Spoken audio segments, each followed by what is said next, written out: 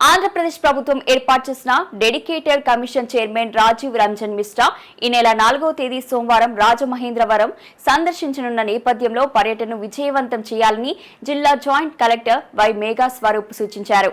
Rajamahendravaram RUDA కార్యాలయంలో జిల్లాలోని వివిధ శాఖల అధికారులతో కమిషన్ పర్యటనకు సంబంధించి చేపట్టాల్సిన ఏర్పాట్లపై సమగ్రంగా చర్చించారు. జాయింట్ కలెక్టర్ మాట్లాడుతూ రాష్ట్రంలోని స్థానిక సంస్థల్లో వెనుకబడిన వర్గాల స్థితిగతులను శాస్త్రీయంగా అధ్యయనం చేయడం, వారి వెనుకబాటుతనానికి సంబంధించిన కారణాలు, ప్రభావాలను విశ్లేషించడం క్షేత్రస్థాయిలో కమిషన్ పర్యటన ప్రధాన లక్ష్యమని తెలిపారు. సేకరించిన డేటా ఆధారంగా స్థానిక సంస్థల్లో బీసీలకు ఇవ్వాల్సిన రిజర్వేషన్ల శాతం నిర్ణయించడం, సుప్రీంకోర్టు మార్గదర్శకాలకు అనుగుణంగా నివేదికను సమర్పించడం కమిషన్ పర్యటిస్తున్నట్లు పేర్కొన్నారు. Rajamahendravaram RDO R Sivaramudu, BC welfare అధికారి B Sasanka, DWAMA PD A Ramalingeswararao, divisional అభివృద్ధి అధికారి పి వీణాదేవి, ఇతర జిల్లా అధికారులు తదితరులు పాల్గొన్నారు.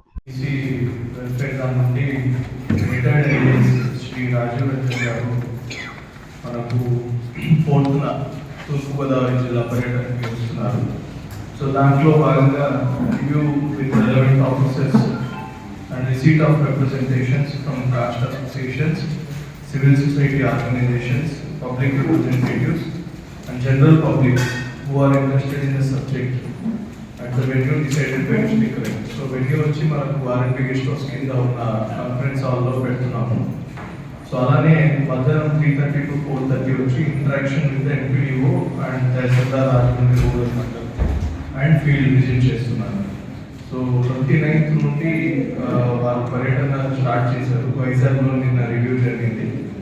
అలానే ఇప్పుడు Srikakulam, then Vizianagaram and then మన రాజమండ్రికి వస్తున్నారు.